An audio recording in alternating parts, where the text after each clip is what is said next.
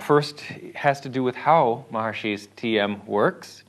The question is, the claims for the results of transcendental meditation are numerous: improved test scores, improved emotional development, less stress, less violence, etc. It's all quite impressive, but to be honest, almost too good to be true. My question is, how does TM work? What happens during the practice? How can a student sit with his eyes or her eyes closed for 10 or 15 minutes and receive so many benefits? That is what is called teaching transcendental meditation. Step by step, the mind is led on to the transcendental field. That's all finished. Step by step.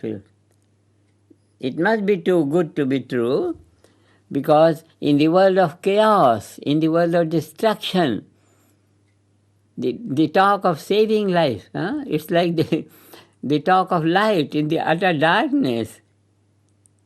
The talk of light in the utter darkness, that's what I was emphasizing. It will never satisfy anyone. Experience alone will do it.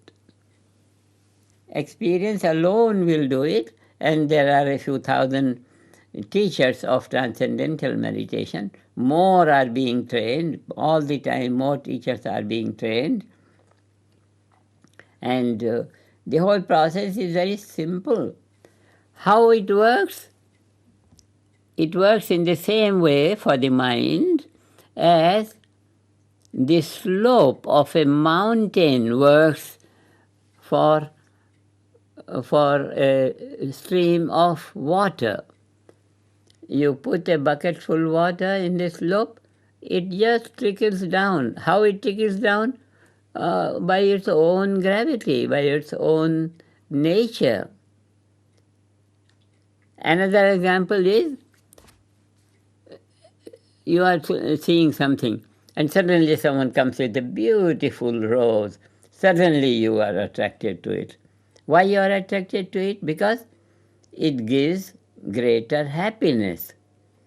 Mind always flows to a field of greater happiness. Transcendental field experience is bliss. And this bliss naturally makes the mind trickle down to finer experiences and trickle down to the transcendent. Simple, by its own nature. By its own nature. From the first time, second time, third time, it doesn't take long time. The mind is always flowing in the direction of greater happiness, very naturally. More and more happiness is experienced in the direction of transcendence. An abundance of happiness is experienced in transcendental consciousness. So just as it is the habit of the mind to be drawn to greater happiness, by this nature of the mind trickles down to experience transcendental consciousness. There is nothing, there is no magic, there is nothing. Nature is the nature of life. That's why the whole theory comes out to say potential of individual is cosmic. So from tiny, tiny fields of joy, from tiny, tiny waves of joy, one gets to the ocean of happiness, which is called bliss. And enormously bliss has been sung in the Vedic literature, and everywhere bliss is sung. Bliss is another name for that light of merciful Father, the same thing. Dignity of life, merciful Father. Nature, by nature. Answer is by nature. Nothing other than nature is the answer to the question how the mind descends down to transcendental. By nature.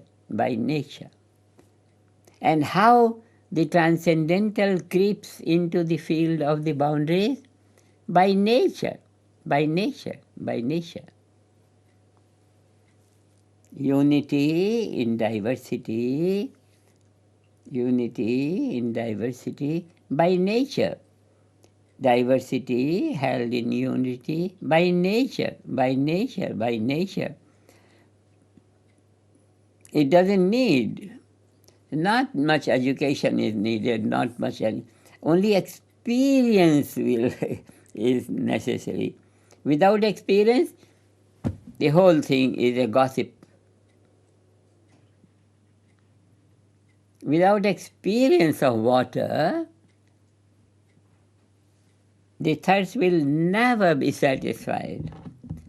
Without experience of total knowledge, without experience of the unified field in modern terms, without the experience of transcendental field, parakichetna, bhavati dhyad, without the experience of that, life will remain what?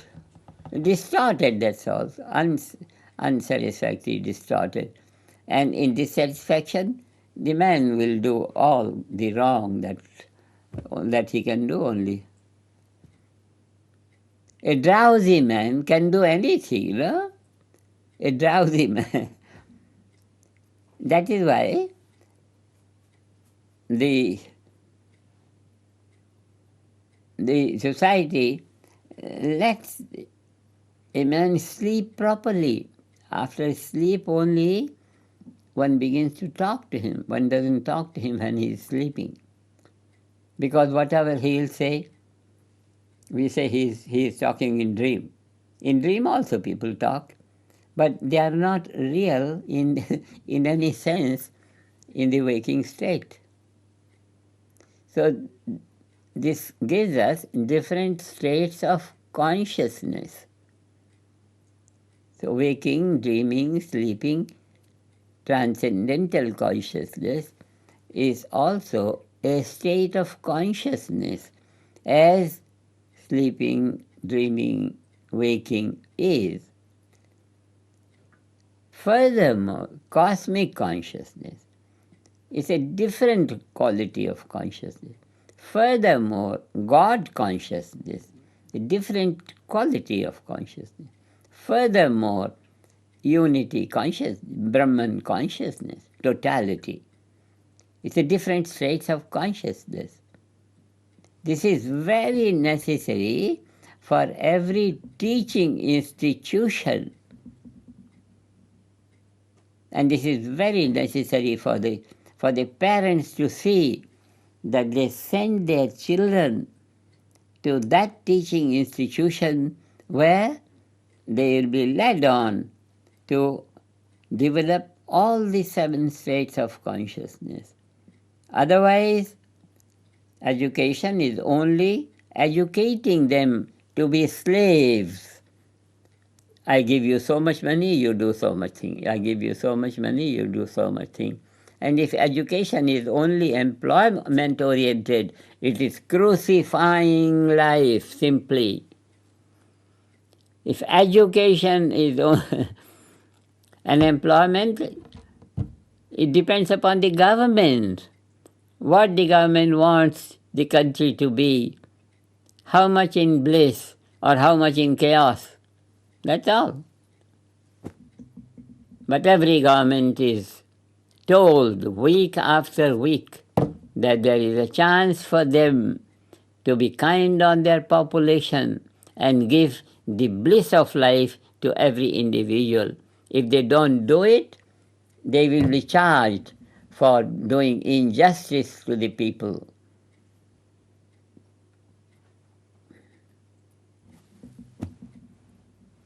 Teachers, educators, they can help their government, they can help their people, they can help the world thereby.